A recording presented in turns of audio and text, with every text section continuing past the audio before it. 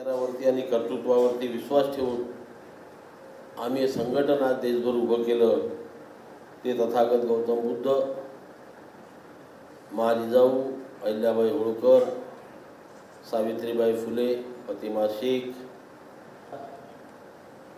या उपस्थित सर्व माझे कौटुंबिक नातेवाईक,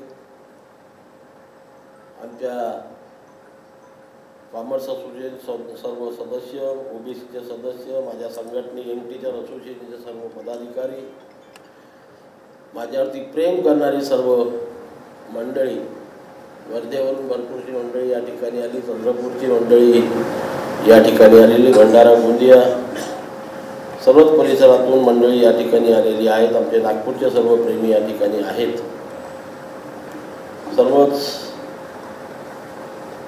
मित्रांनो, खरं म्हणजे गिरीश भाऊंनी प्रस्तावना या ठिकाणी केलं, कोमलनी माझा परिचय करून दिला, आडबडे सर बोलले, भैयासाहेब बोलले.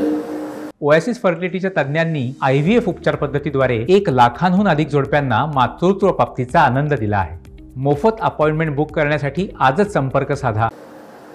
आणि सर्व बोलल्यावरती असं आहे की गैरवरल्यासारखं होतं की काय बोलावं आणि काय बोलू नये.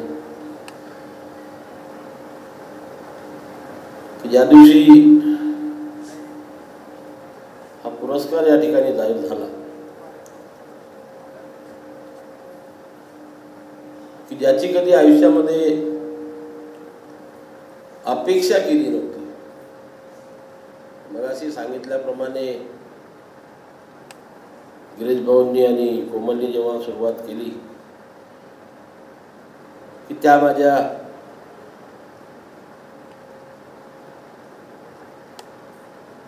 आयुष्याची सुरुवात ही बालपणात जेव्हा मी नागपूरमध्ये आलो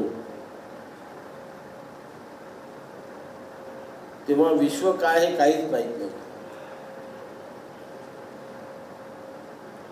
आणि अशा परिस्थितीमध्ये खळखळ जीवनातनं सुरुवात करून जेव्हा 10वा वर्ग पास झालो आणि मग 11व्या वर्गामध्ये 1 वर्ष DS कॉलेजला होतो, तिथे काही आपलं जमलं नाही लोकांशी. आणि म्हणून 1976ला ज्या महाविद्यालयाच्या परिसरामध्ये आज आपण बसलो आहे त्या महाविद्यालयामध्ये 11वीचा एक विद्यार्थी म्हणून मी या ठिकाणी आलो.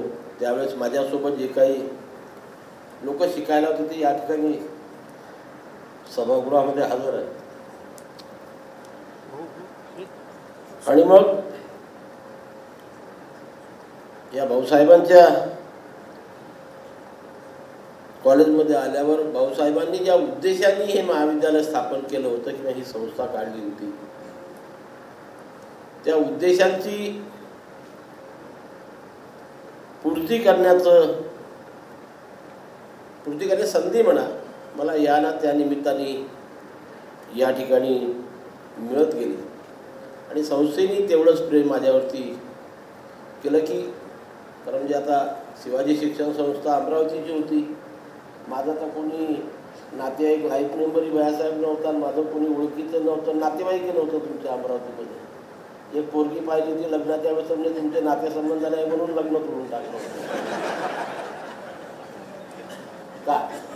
परंतु पदाधिकाऱ्यांनी आणि या महाविद्यालयामध्ये जे प्राचार्य होते आणि प्राध्यापक होते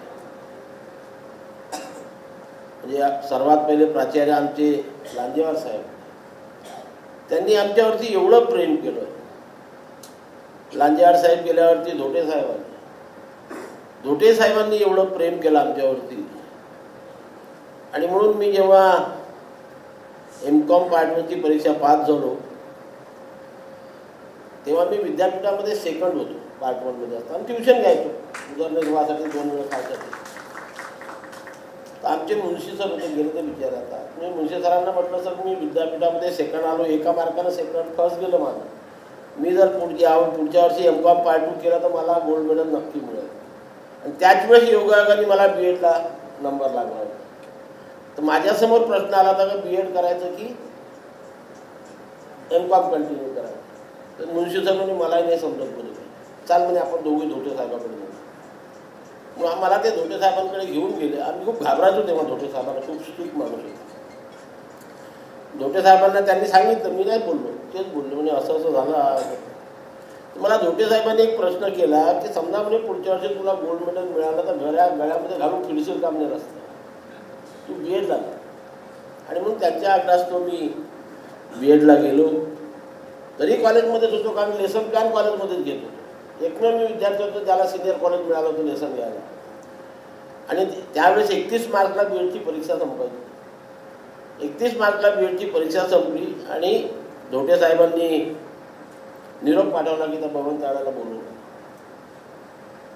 मला काही कळे ना की साहेबांनी कशाला बोलवलं.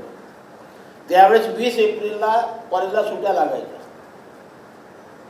तर 18 एप्रिलला मला बोलावलं. माझ्यासोबत एक मित्र होतं माझे मिलिंद धंदा, ते आता तुमच्या अमरावतीला LICमध्ये आहे. आम्हा दोघांनाही बोलवलं आणि मग गेल्यावर आम्ही नमस्कार केला. सर म्हणजे कसे काय परीक्षा वगैरे कशी झाली हे झाली सर्व चौकशी केली.